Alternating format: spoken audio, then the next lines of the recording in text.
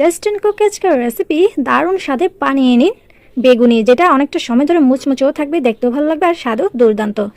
তো বেগুনটা করার জন্য প্রথমে আমি চিকন যে লম্বা কালো বেগুনটা হয় এই বেগুনটাকে এরকমভাবে আমি কেটে নিয়েছি। তারপর একটা মিক্সিং বোল নিলাম, এটাতে প্রথমে আমি দিয়ে দিচ্ছি 1 কাপ পরিমাণ বেসন। তো প্রথমে আমি একটু করে ডোটা করব, তো পরে যদি লাগে তার একটু ডো করে নেব।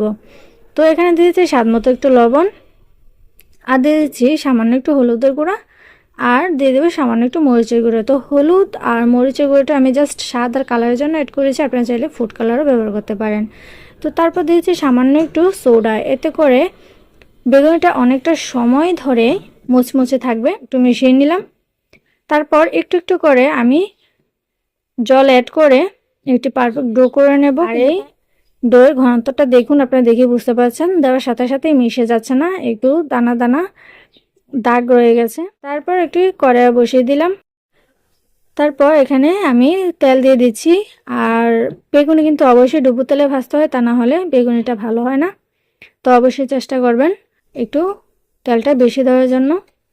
তো প্রথমে ডোয়ের একটু ফোঁটা আমি ফেলে দেখলাম, দেখুন যে দেওয়ার সাথে সাথে উঠে যাচ্ছে। তো এই মতো অবস্থায় আমি বেগুনগুলো ভেজে নেব। ঠান্ডা তেলে কিন্তু বেগুনি ভাজা যাবে না। তো এরকমভাবে আমি ডোটা লাগিয়ে নিচ্ছি, লাগিয়ে তারপর এখানে গরম তেলে আমি দিয়ে দেব। তো দেখুন দেওয়ার সাথে সাথে কিন্তু এটা উঠে যাচ্ছে।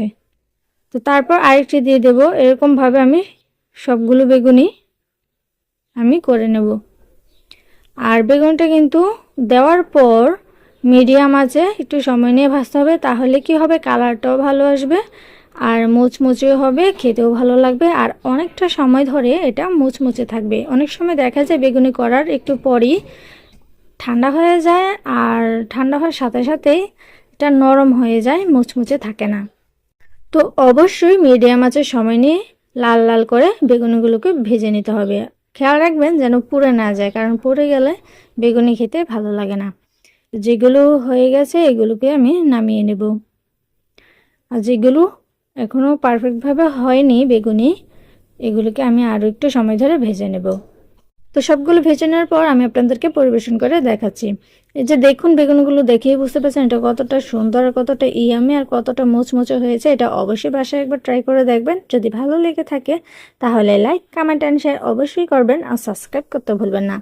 আর পাশের বেল আইকনটি অবশ্যই অন করে দিবেন, এতে করে আমার পরবর্তী ভিডিওগুলো আপনারা সবার আগে পেয়ে যাবেন।